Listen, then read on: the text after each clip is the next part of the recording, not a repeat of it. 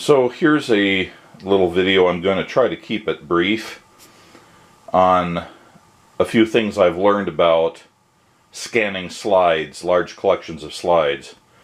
This is about 1/5 of a set of slides that used to be my father's, and it has a lot of pictures taken of places our family lived around the world when I was a kid, and you know, locales, the houses we lived in, all of my siblings when they were little kids, including myself, my parents when they were young, my grandparents when they were young, things like that. We wanted to get these things scanned a long time ago, but my father, when he was still alive, was just adamant that these never leave his house, and you know, if we wanted to send them off to a service or something, that would have required leaving the house. So it didn't happen. So now it's fallen upon me to get them all scanned. And these are, again, just the ones that I brought here. These ones actually I've already scanned. There's a whole much bigger pile, about 4 times this big, in another room. And what did I use to scan these?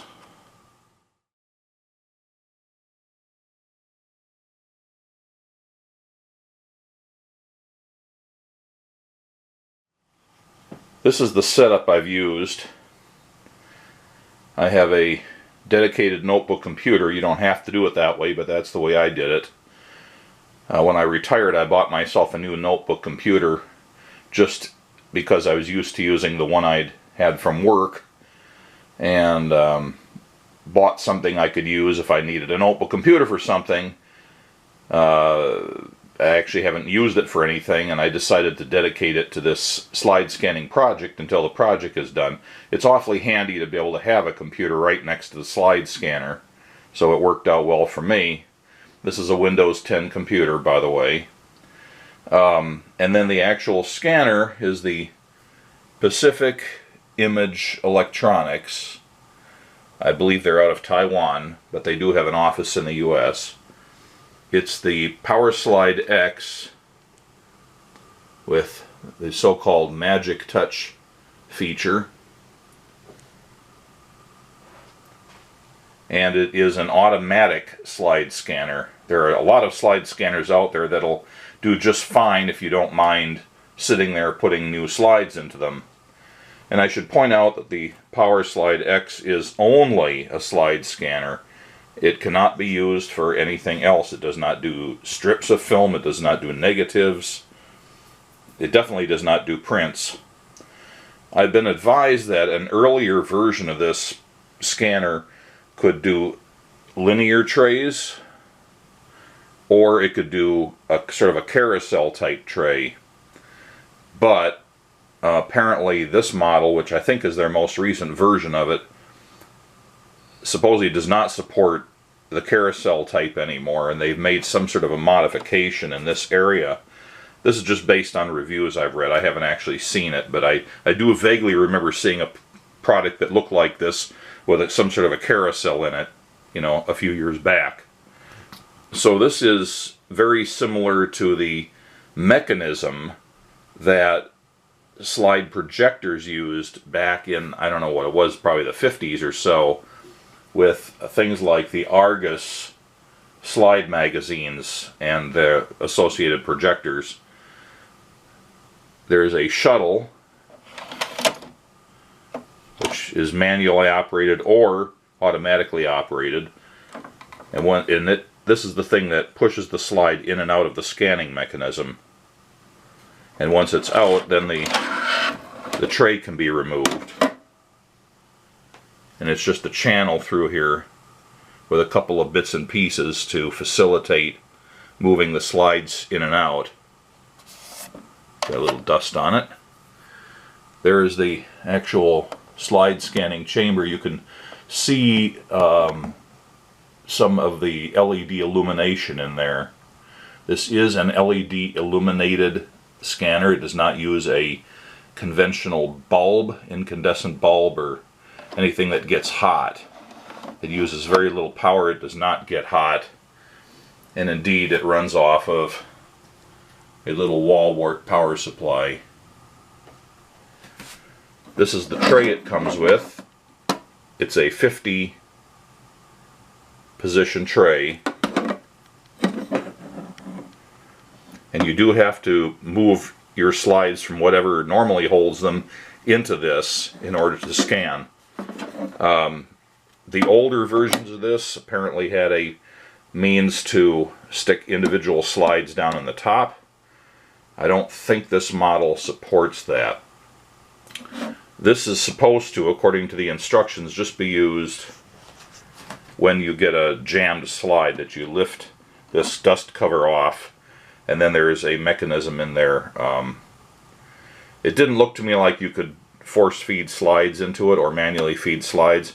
What they want you to do instead, again according to the instructions I have, is if you wanted to scan a single slide, that you'd stick it into a slot in here, feed it in, and then scan it.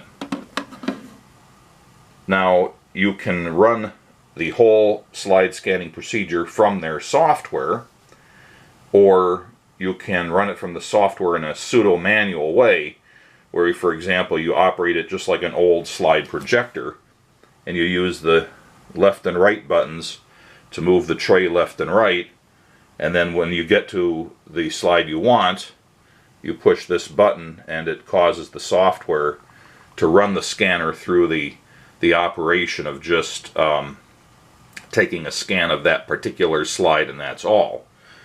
There's a single status LED. This is the only display on the scanner, and whether it's steady or flashing or doing this or that tells you various things about what's going on.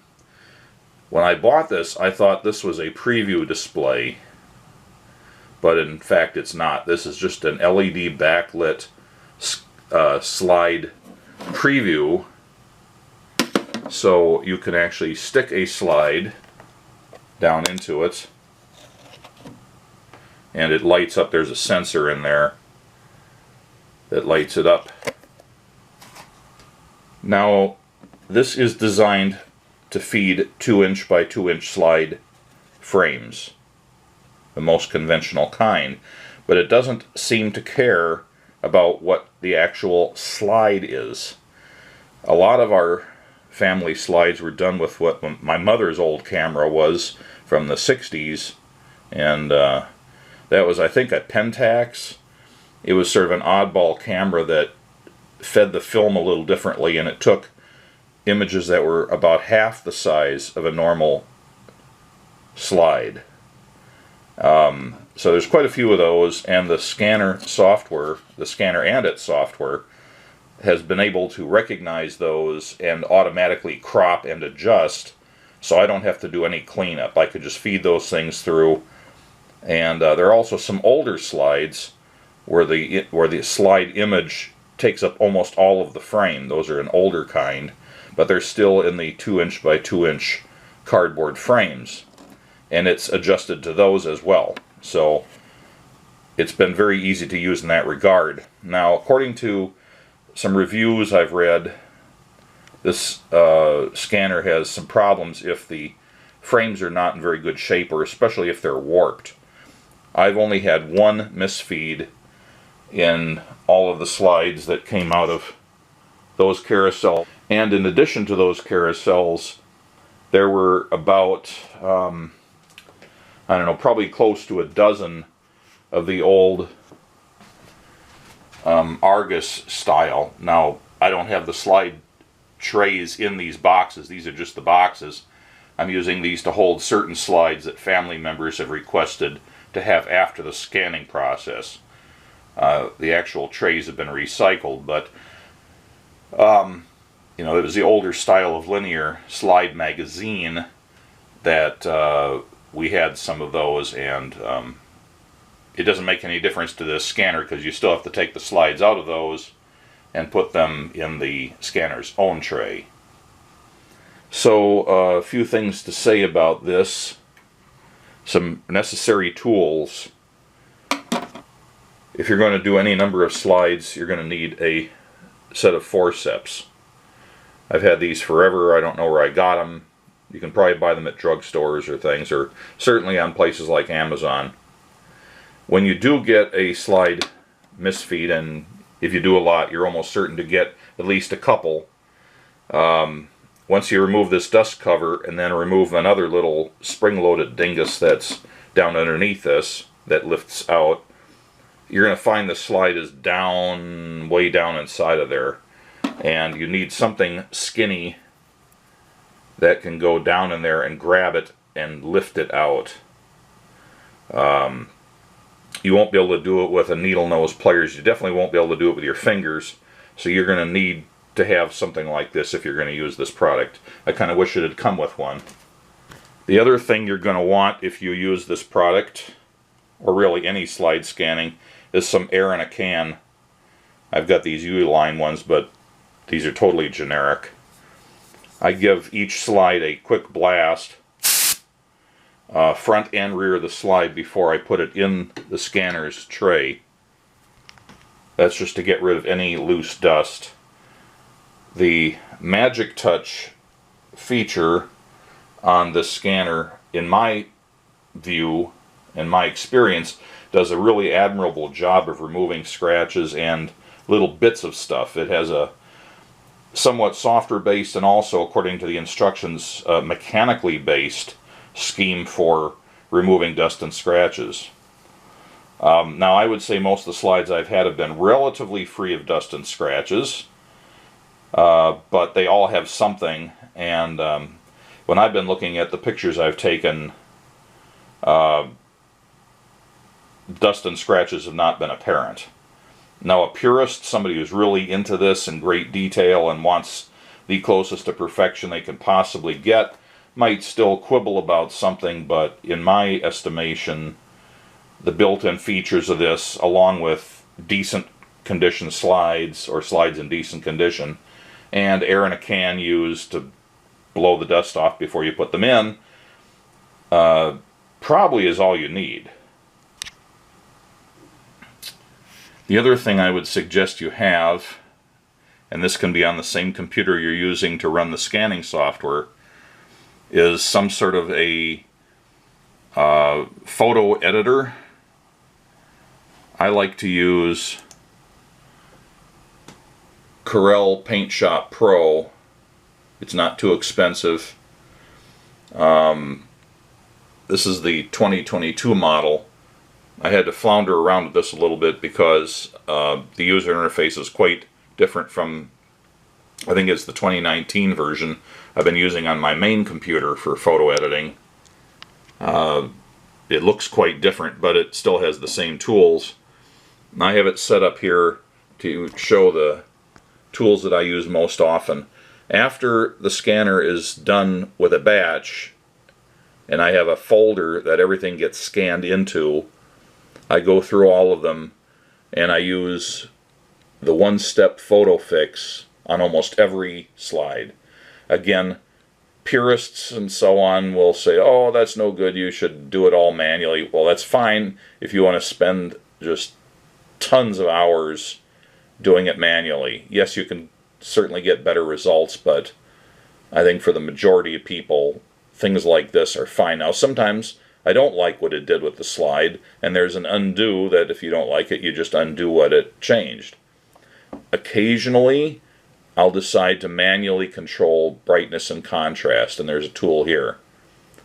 Occasionally, I'll want to manually mess with the white balance, but the scanner seems to do a very good job of that on its own in almost all situations, as it does with the brightness. And I haven't had to use the color adjust, I haven't had to use the high pass sharpen, the local tone mapping. I haven't had to do quite a few pictures, especially ones that my parents took of birthday parties and things like that, where they're shooting towards an open window and you can't see anybody's face gathered around the party table because of the strong sunlight coming in through the window. I'll use the fill light option to bring up an artificial fill to give some illumination so you can make out faces and so on. That's a useful tool. Also fade correction. Some of the old pictures, especially those from the 50s, mostly ones my grandparents took, and some of the ones that were taken from about the time I was a little kid, you look at the picture right away and it's very reddish. So some of the dyes in the emulsion of the slide have faded, and it's, you know, the blues and so on that have faded. And the algorithm that's in this software to kind of put those colors back in works admirably. I think it's great. It, you know, is just like magic. Just click it, drag a slider around a little bit until it looks right, and you're happy camper. I often follow all these manual things up with another pass with the one-step photo fix.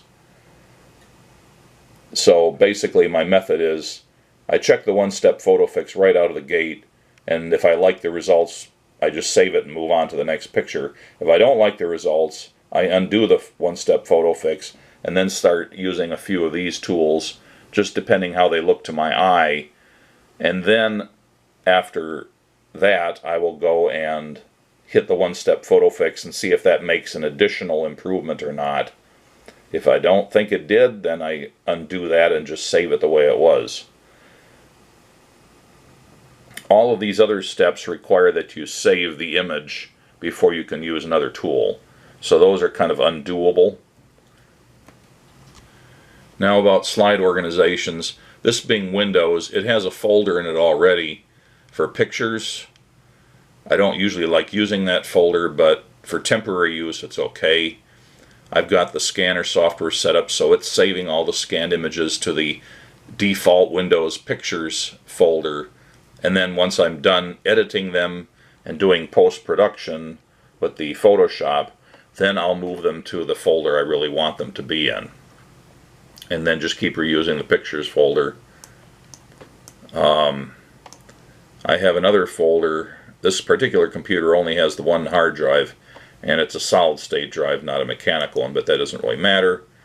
I have a thing called Slide Scan 2022. It's just a group folder for all the scans.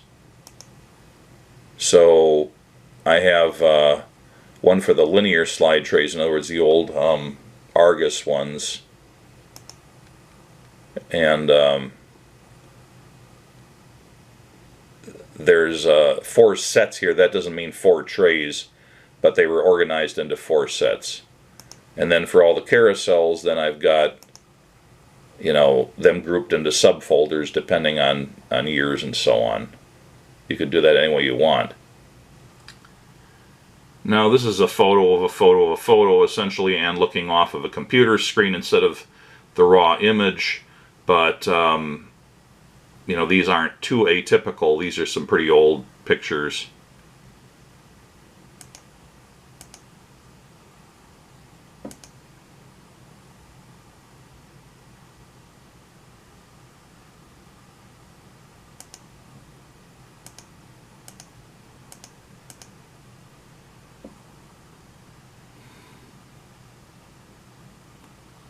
And I should mention here, you'll see some of them are portrait and some are landscape. The scanner software takes care of that kind of thing automatically. You don't have to be manually rotating them unless you just put a slide in upside down in the scanner tray.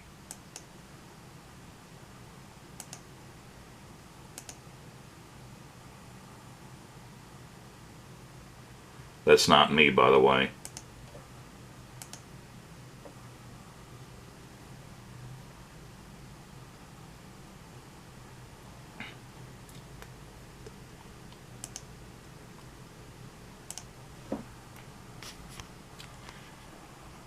A word about picture format or file format. I'm scanning everything to JPEG because size is a consideration here. Not so much the hard drive on this computer. It might be big enough to hold everything if I scanned everything to uncompressed TIFF files, which is what the purists and the very, very serious people would probably do. But again, most people, you know, if they're using digital cameras for all their photography, they're getting JPEG pictures. And that's what they're used to, and they're perfectly happy with it. And so am I, for that matter. It's just fine. Now compression can affect it, and this software doesn't even allow you to save to the more highly compressed versions. You can mess around with the low end of compression on JPEG files if that's what you select. And I'll go back into that later, but the other option is to save as TIFF files or RAW files. And you can definitely do that, but the image files will be huge. And if you're doing a ton of slides, especially if you're trying to keep them all on a memory stick or just on the hard drive of the computer for a little while, you got to keep in mind whether you can fit everything. And regarding storage, this computer here is not connected to the cloud. So what I've got is its own drive to store them until the project's over. And I also have a couple of 128 gigabyte SanDisk Ultra SD cards. I was going to use a thumb drive, but this particular computer only has 3 USB ports on it. One's being used for the wireless dongle on my wireless mouse. Another one's being used by the USB cable that comes from the scanner. And that's a point to mention, the scanner only interfaces with the computer by USB. There's no other option. There's no Ethernet, no Wi-Fi or anything. It's got to be USB. So, did I say this computer had 3 USB ports? That was incorrect. I think most notebook computers, at least older ones, had 3 USB ports. This one only has 2. So, I couldn't plug in a USB thumb drive. Well, not unless I wanted to be unplugging the scanner's cable all the time. But it does have an SD card slot over on the right, so I chose to use SD cards as backup. So every day after I finish scanning, I copy all of the day's scanned files in their respective folders to these 2 SD cards. And I keep one next to the computer, and I take one and put it in my Fire Vault. Once the project's done, I'm going to be making copies and sending them to everybody else in the family, and they can back them up in whatever way they think is appropriate. They can put them on the cloud or whatever. They can delete the ones they don't like. But that's the plan here. And by the way, if you imagine that thumb drives or SD cards, which are basically the same thing on the inside, is a good way to store these. I've looked into all sorts of serious archival information websites, and they all say don't use these for long-term archival storage because they're not intended to hold information indefinitely. And you know, it might only be a year, it might be 4 years, but you'll get corruption on these things. And I talked to the company I use, that I used to use for work and have used personally when I've had hard drive failures. It's a data recovery company. And besides hard drives, they also do data recovery from solid state memory and failed CD-ROMs and things like that. And they said, oh yeah, a huge part of their business is people come in, they took a bunch of pictures on a vacation or family pictures or something, and then they just left them on there and just watched them that way, and they come back a few years later and the card's unreadable, or you know, it's corrupted in some way. They can't get all their pictures, and it might or may not be recoverable even using an expensive service.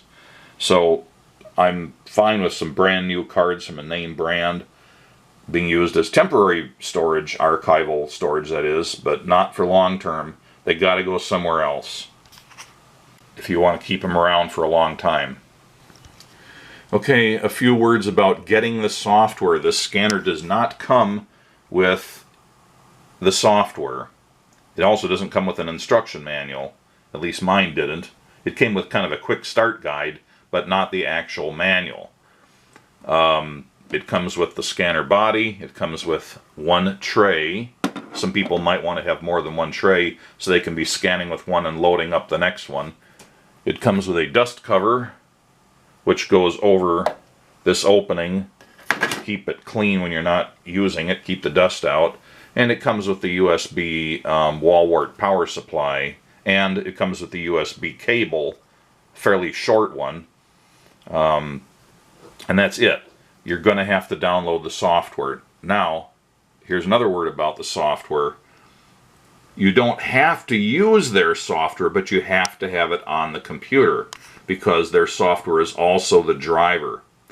There are at least 2 or 3 other companies that make software that will support this model of scanner. You know, they're scanning software companies with scanning software products, but even if you use theirs, you still have to install the Pacific Image scanning software if it's going to work. I checked with those companies and with Pacific Image, and they all told me the same thing. You still need to install their native software even if you don't use it for the actual scanning. The Pacific Image Electronics website is scanace.com. I don't know what you get if you try to put a URL together that looks like Pacific Image Electronics, but their software is scanace.com.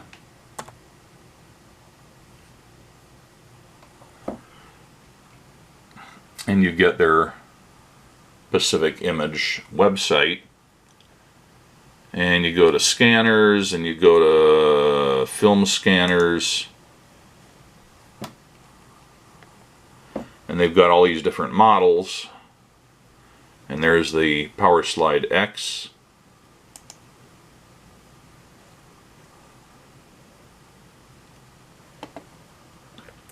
Automated 35mm slide scanner, auto batch scan 50 by 50 millimeter. That probably comes to 2" by 2". It'll scan up to 10,000 DPI or 48-bit output. That's the maximum. Magic touch dust scratch removal, and that's not just a software thing, it's also apparently hardware based as well. It has some sort of mechanical dithering thing that I don't really understand. It does do a multi-pass exposure, so it seems to take a couple of passes before each slide, apparently rechecking white balance and LED illuminator intensity or whatever it's doing before it does the actual, what they call the strip scan, and then it does another scan, and then it does this dithering thing where the scanner buzzes, and that's the slowest part, and that may have to do with the magic touch.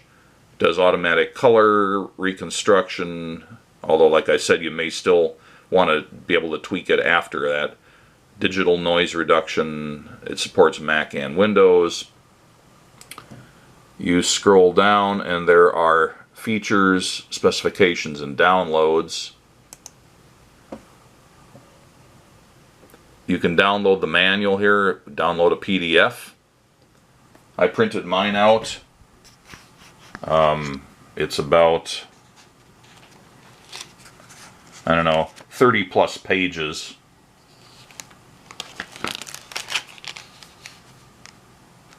And just bound it in a wire binder. That's the way I chose to do it. There are also a couple of troubleshooting guides, which I also printed out and put in my bound manual. If you're using Mac, you can download the driver here. If you're using Windows, it needs to be Windows 10, 32 or 60-bit versions. You can do the download here, or you can download a firmware update.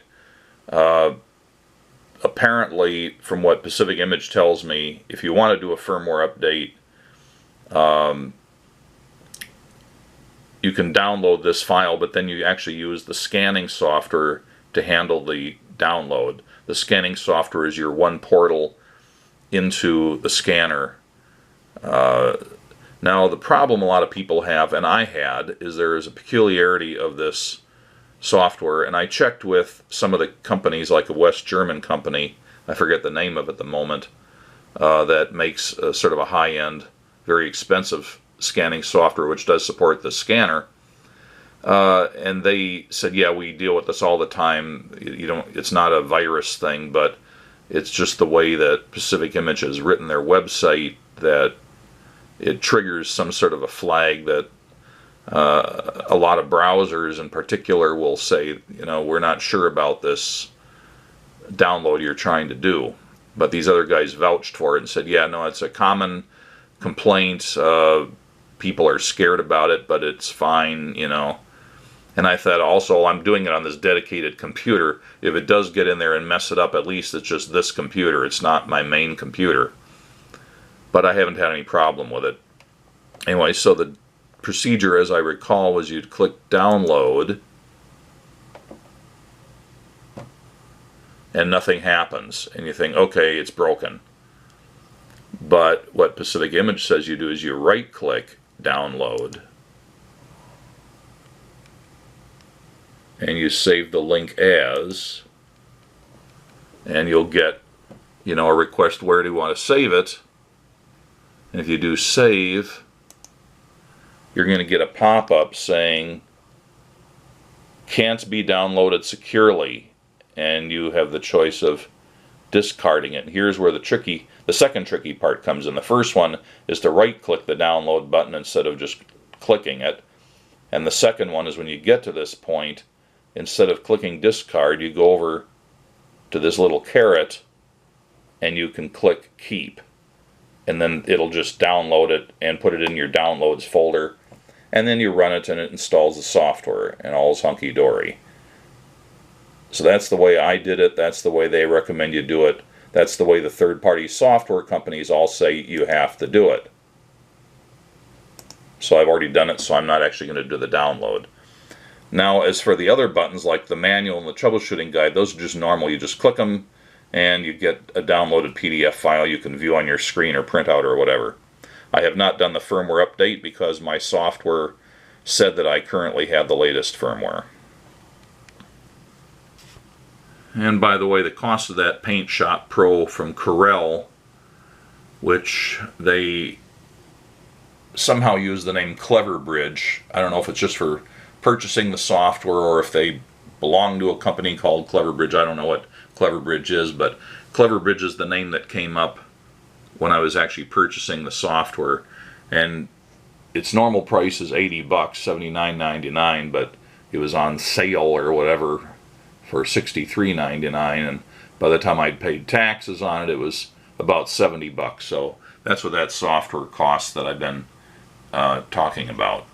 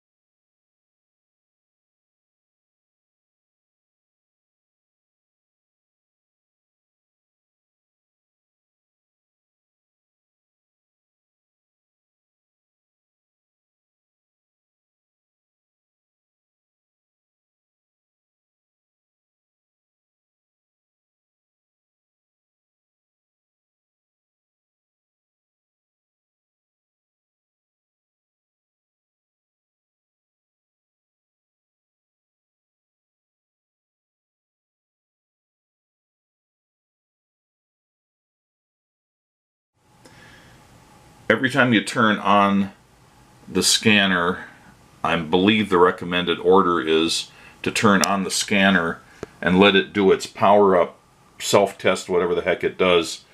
And when the LED goes solid green, then you can launch the software. You may get weird results if you do it the other way. And unlike a lot of programs, it will ask you this thing, which makes you think it's installing something again.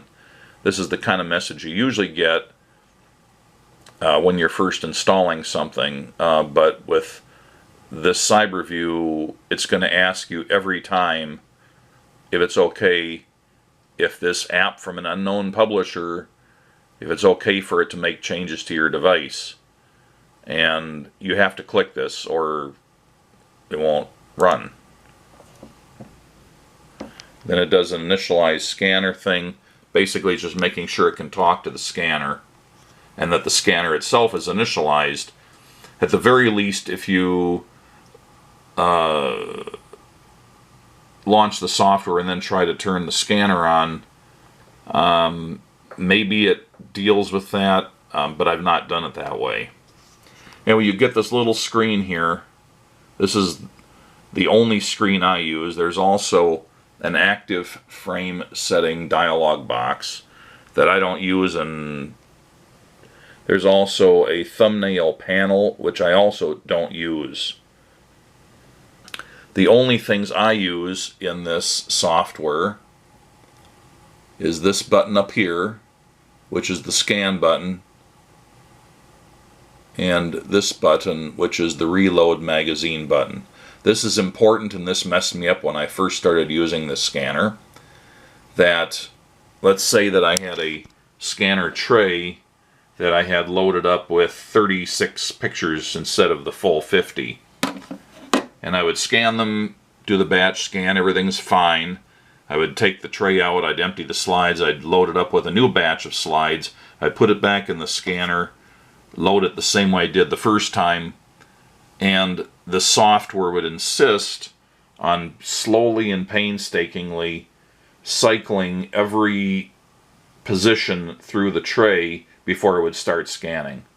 I think it assumes that you have got the tray in the machine still, and that it has to back up to the end of the tray in order for you to remove the tray. I think that's what it's assuming. And it can't do it fast. It takes several seconds per tray position, and it slowly inches it out. If you've just yanked the tray out, which I just pull this shuttle out and then slide the tray out and I'm done, I was advised by Pacific Image that when you put your next tray in, you gotta click this reload magazine button. And that zeroes out the scanner so it thinks you're starting afresh. The other way of doing it is just to close the Cyberview software after every batch and reload it. It just takes a few seconds. That's another way of achieving the same kind of situation. I've done it both ways. It actually seems to take about the same amount of time. It just seems easier for me to leave the software running and click the reload magazine button before each new tray is scanned. Now, when you click this down button here next to the scan button, you can scan the current frame. In other words, if you manually indexed the tray, you pull the shuttle out, you slide the tray to the position you want, push the shuttle back in to force that slide into the scanning chamber. Then you can just go here and push scan the current frame and it'll do it, and then stop. You could do that, or you could achieve the same exact thing by using these buttons to index the tray left and right, and then pushing this middle button that also scans the current frame. As far as I can tell, that is identical to doing this. These two blue buttons up here do the same thing as pushing these buttons. And if you just wanted to scan a particular image on here, frankly, I think it's easier just to pull the shuttle out, slide the tray to the right position, push the shuttle back in, and push this button.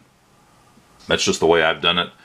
On occasion, I will photo edit or post-process an image and just booger it up in an unrecoverable way. And I say, well, I messed that up. And I don't unload the pictures from the tray until I've done all my post-processing with the Photoshop software. And if I do decide I really messed up an image and need to rescan it, they're still in the tray. I know which position it is because my Excel spreadsheet tells me which position that image is in. I just move the tray to that position and mash the button here and scan it again and then reprocess it.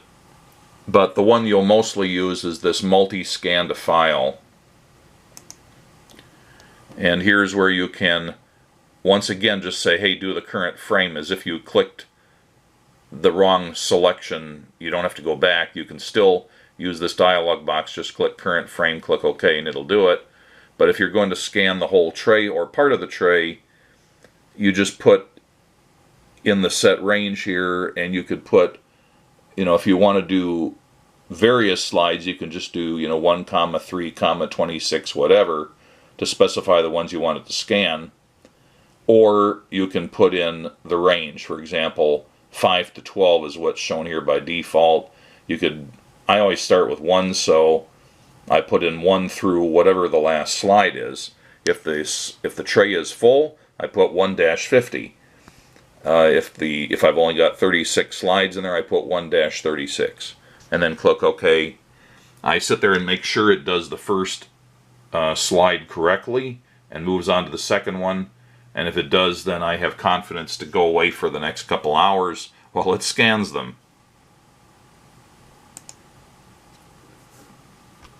There are also some tools up here. Scan, Preferences, and I'm scanning slides, so I select positive. I haven't figured it out yet, but apparently if you have negatives, this may still scan them if they're in slide frames. Like if you actually took a strip of negatives, cut them up and put them in slide frames, you could scan them by using this. I have no experience with this. I did not read anything about it in the manual, so I can't say for sure, but I think that's what that's about.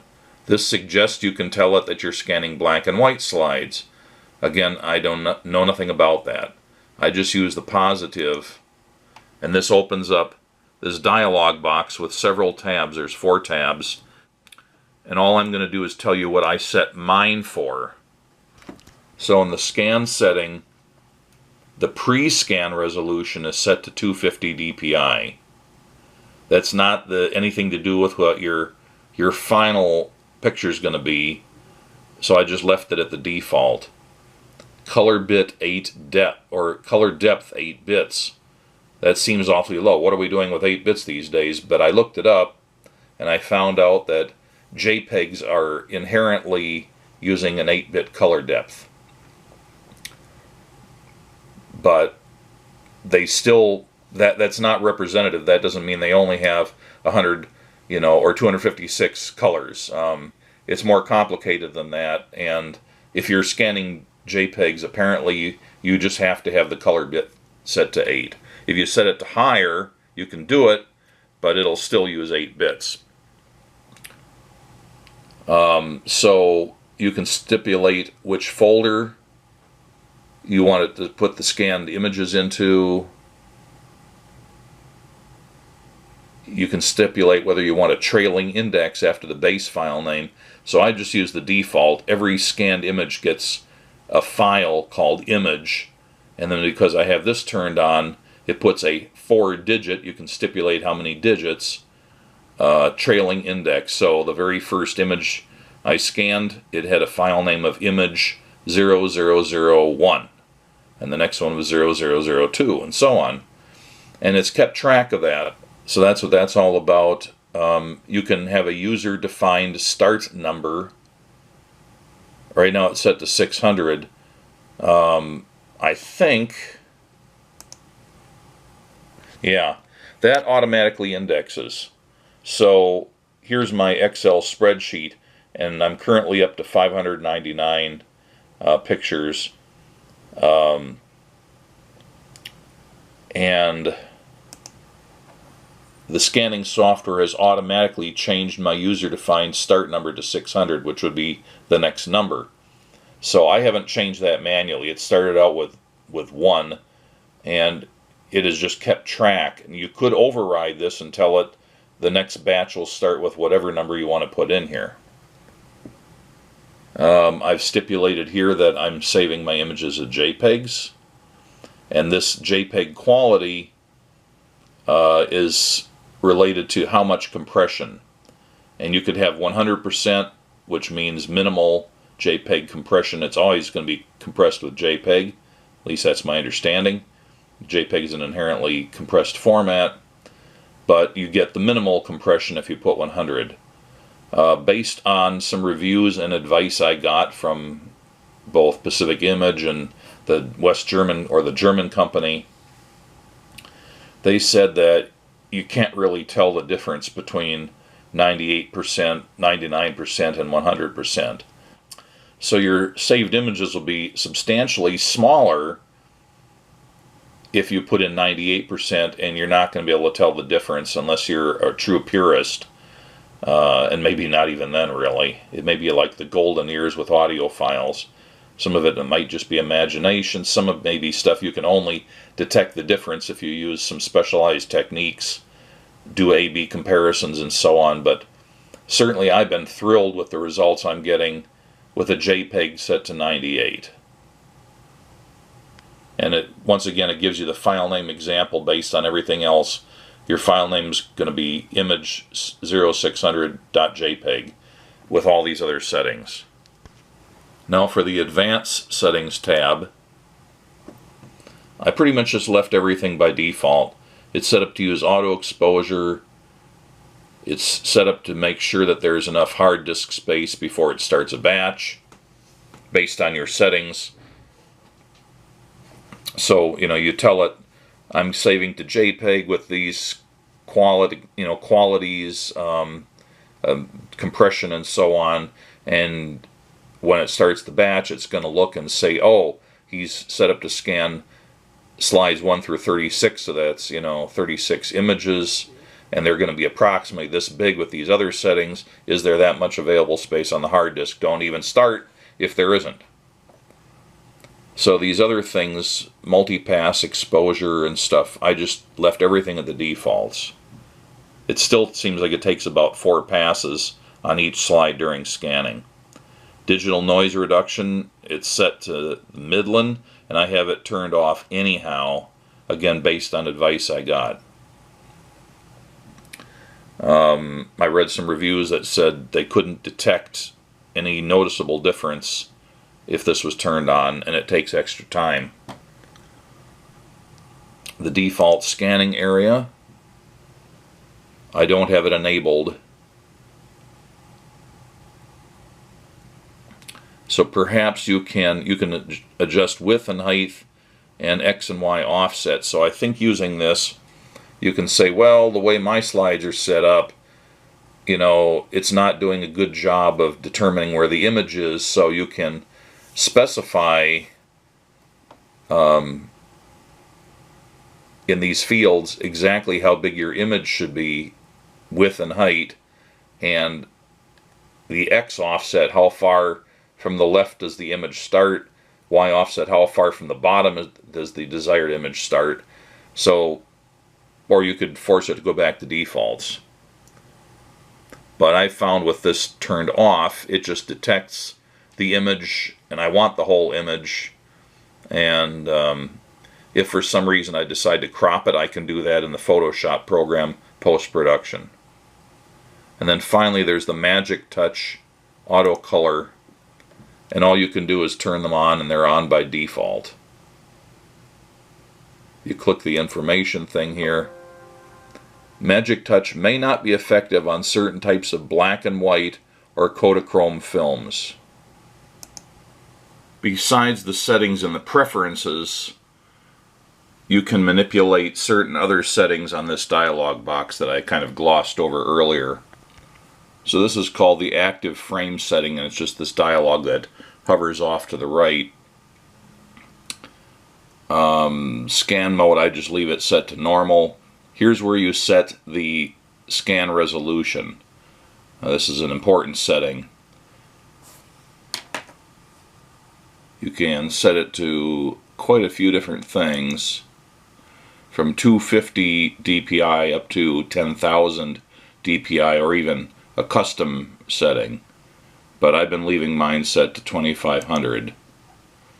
That was just based on calculations, some test scans, trying to see what the actual DPI on the resulting images was after scanning. Not the DPI rather, but the number of pixels, X and Y. I wanted it to be comparable to what I was getting with the pictures I was taking on my digital cameras. And also I was trying to keep the file size not a lot bigger than 2 or 3 megabytes per image. So 2500 seemed a good one, and also just looking at some reviews and people who were talking about slide scanning in general, this seemed to be regarded as a pretty good compromise between quality and vast size. So I've been really happy with this setting. And it shows you the approximate width and height you'll get with that number of DPI. It does, of course, vary depending on the slide. And it reiterates that we're scanning at an 8-bit color depth because it's going to be a JPEG. And you can apply to all, blah, blah, blah, blah, blah. But that's where you can set that scan DPI. So that's all there is to that. Most of your settings are just in the basic scan settings box. Those are the ones that you're going to want to look at for sure. The other ones you can just leave them in their defaults unless you really want to get into the weeds on it. So once again, I load up my tray. I go to the Multiscan to File. I fill in the dialog box telling it which positions in the tray it should include in the batch, and then tell it to go, and it does it. I walk away after verifying that the first slide loads, scans, and ejects, and the second slide loads properly, just to make sure everything's looking good. Then I walk away and do something else. You don't get any kind of alert when it's done, it just stops.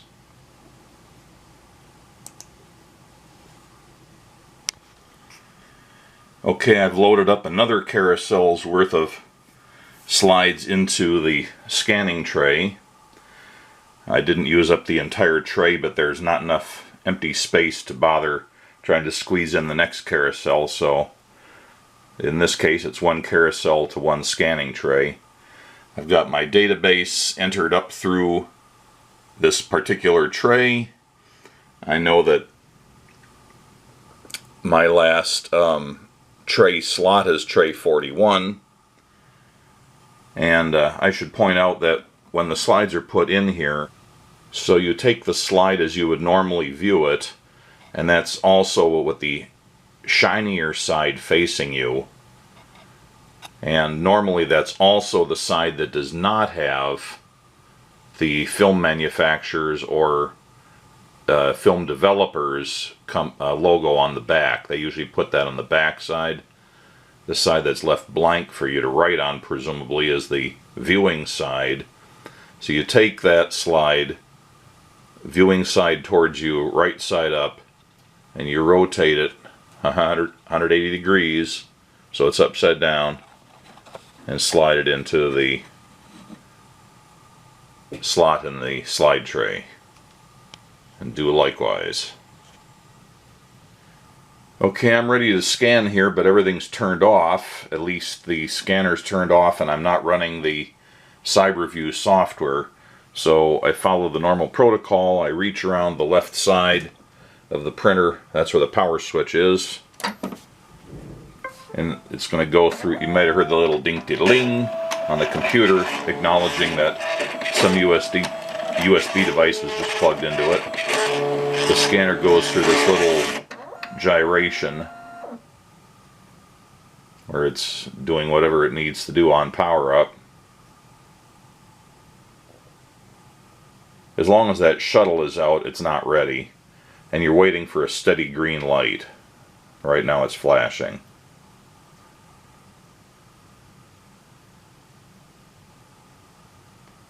I don't know what it's doing, but it's busily doing something.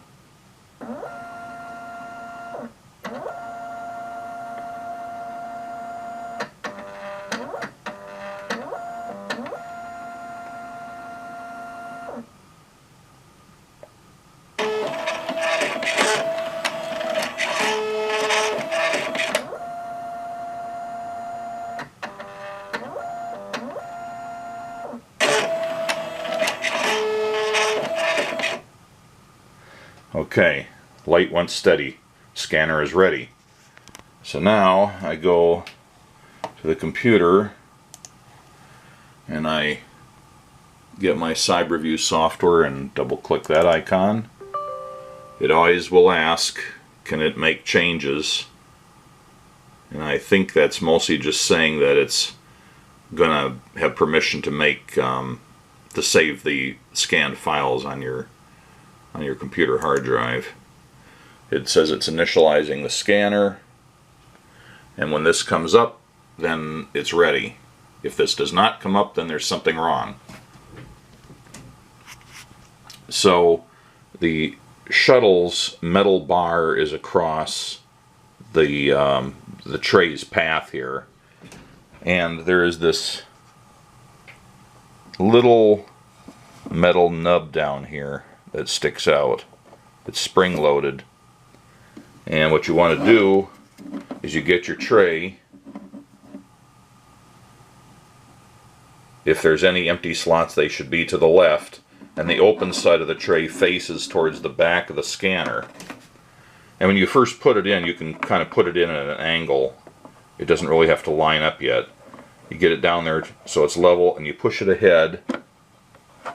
At some point, you're going to feel a little resistance as it hits that metal nub, which is spring loaded. You push it past there until it just touches the metal bar of the shuttle. There. And this plastic thing is also spring loaded, this wedge here. So when I push it far enough, that's going to push out of the way. And now that's out of the way, and the tray is up against the metal bar of the shuttle. So that should be ready to go. And refreshing my memory that the slides in this particular batch go up to number 41. I go back to the Cyberview software, select Multiscan to file, and type in 1-41.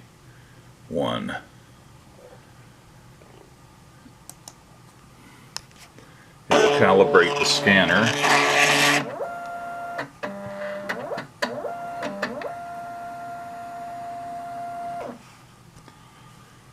It confirms that we're scanning at 2500 dpi and that Magic Touch is on, and that we're scanning a film positive.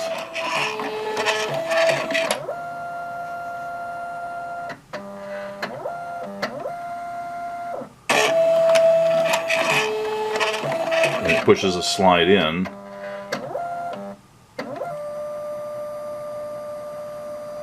Does a little something with it. Says it's scanning the strip.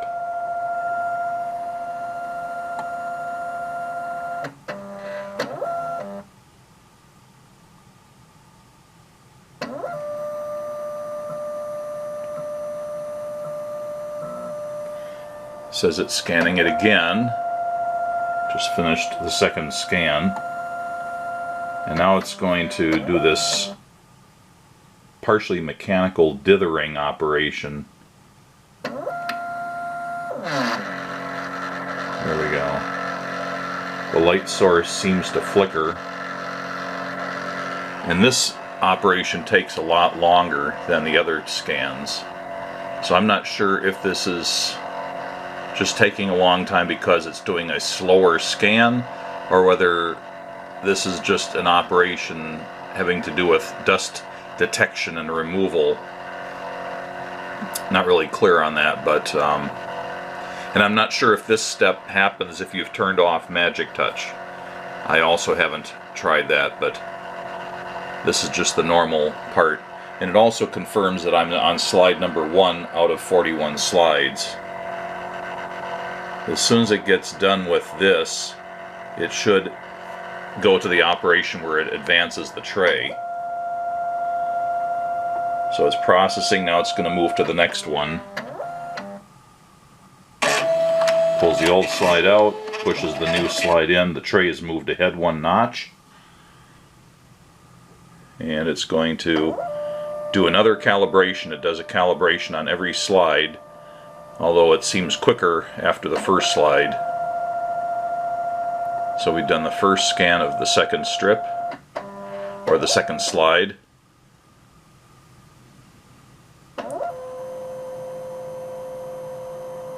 It does another quick scan.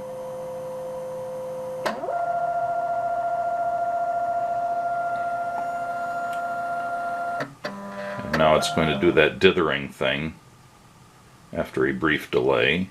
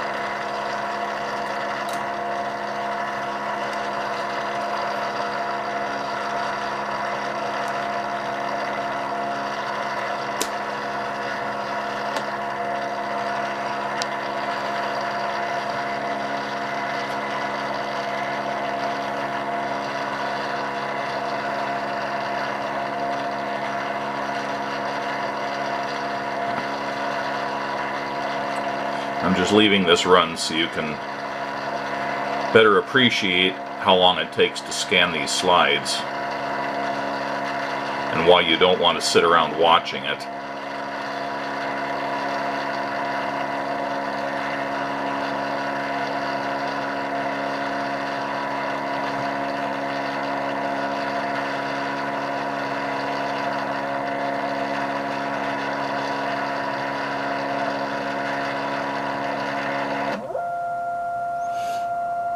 Processing, moving to the next one.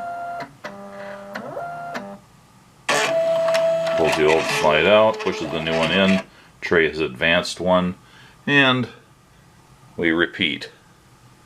So this is going to go on 39 times now. While scanning is going on, I can do other things with the computer that does not interrupt the scanning as far as I've been able to tell. So I go up to Pictures, and I can see the first 2 images that have been scanned so far.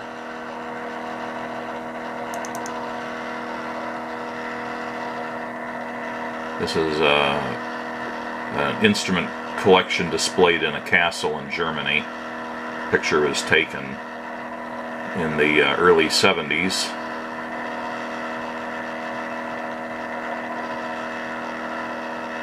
You can see the clarity is pretty good, although it looks better to the eye than it does taking a video of the still picture.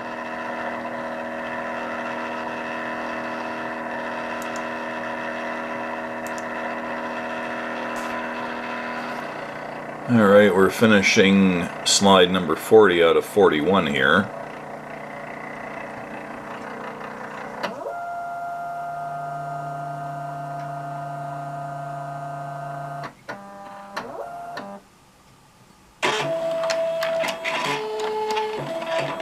So just put in the last slide.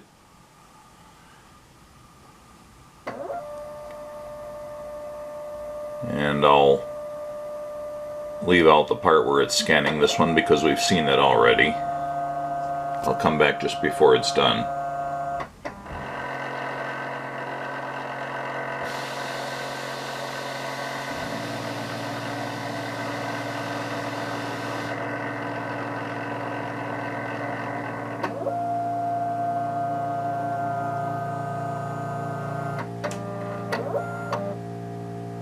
Okay. That loud buzz is my air compressor in the basement below the room I'm in, recharging its tank. Sorry about that. But the last slide just finished, and now the green light is gone steady green. You can see there's a lot of dust on this, which is exposed by the sun tearing in through the window over here. Anyway, so it's done. No more dialog boxes on the screen. At this point, the easiest thing to do is just pull out the shuttle, grab the tray and pull it straight out the side. Don't tip it or the slides will fall out. And push the shuttle back in so it doesn't get snagged on something. And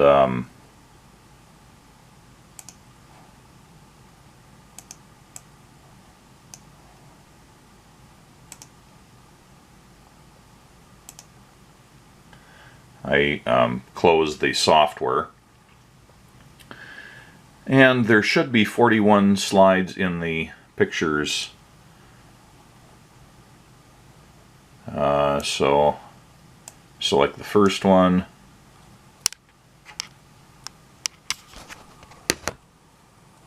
Shift select the last one and verify that there are indeed 41 images produced by the scanning process.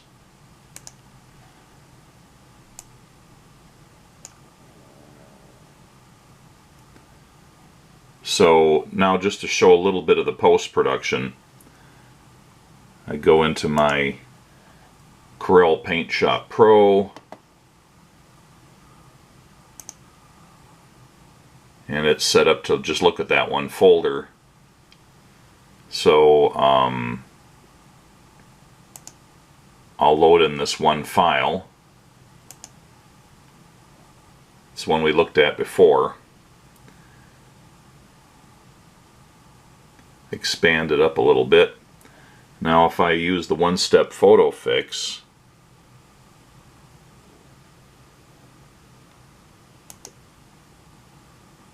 it decided it should lighten the picture a little bit. I can undo it.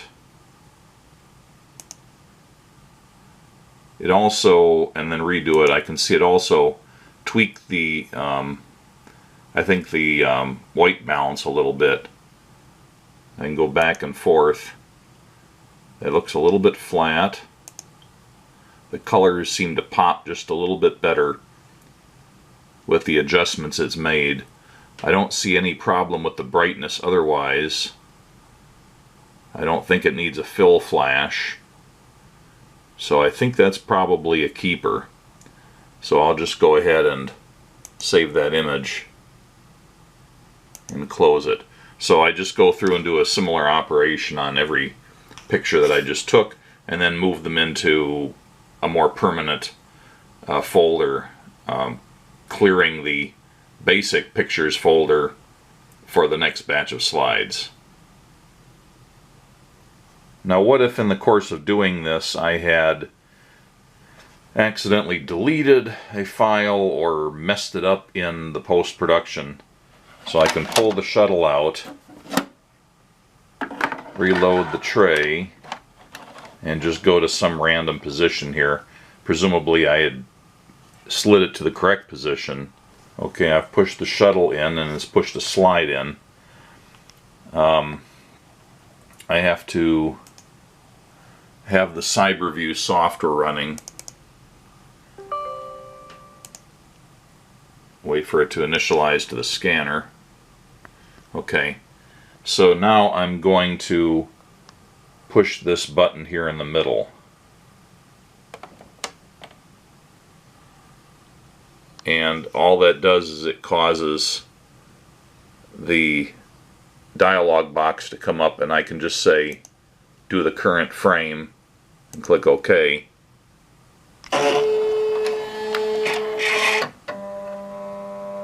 So it goes through the normal gyration.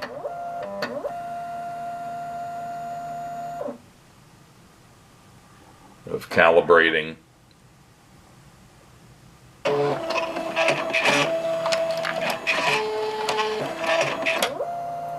It does the usual bit with drawing the shuttle, pulling the slide out, putting it back in. when the shuttle comes out, the tray moves a little bit, but then it moves back to the original position after the initial calibration.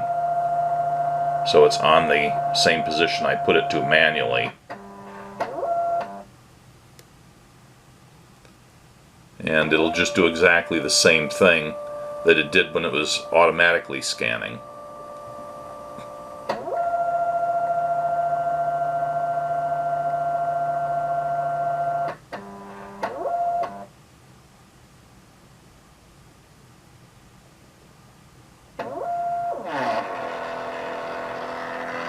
Doing that same routine.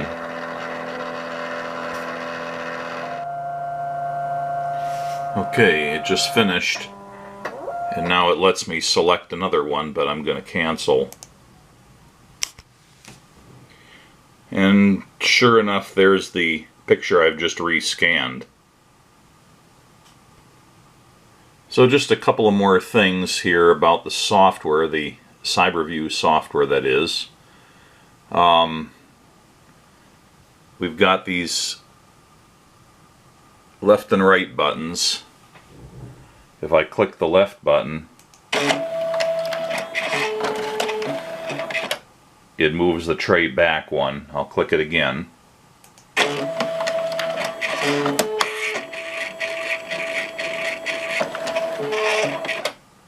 Okay, or I can click the right button.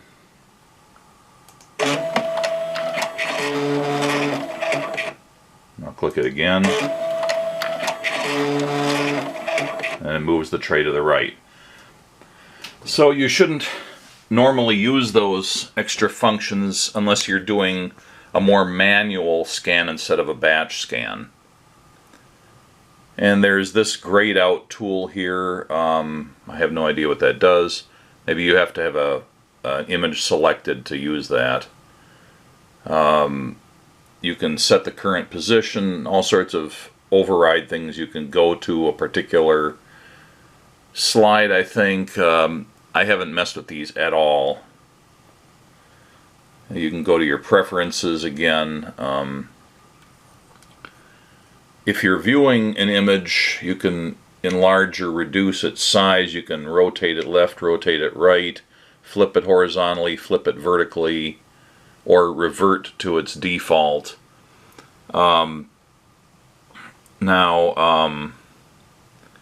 There's this pre-scan function here, and what that does, to the best of my knowledge, is it just does a very quick run through of the pictures very quickly without taking all the time it takes to do it properly. So I actually haven't tried this. I'll try it right now. So you can pre-scan current frame. You can pre-scan 1 through 36, 1 through 50, 1 through 80.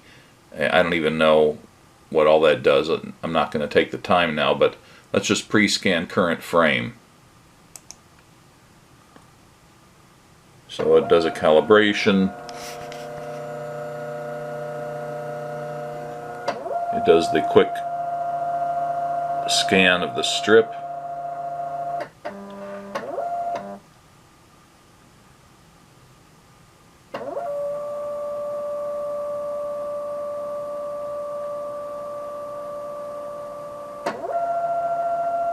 And it processes it, and it appears in the image viewer here.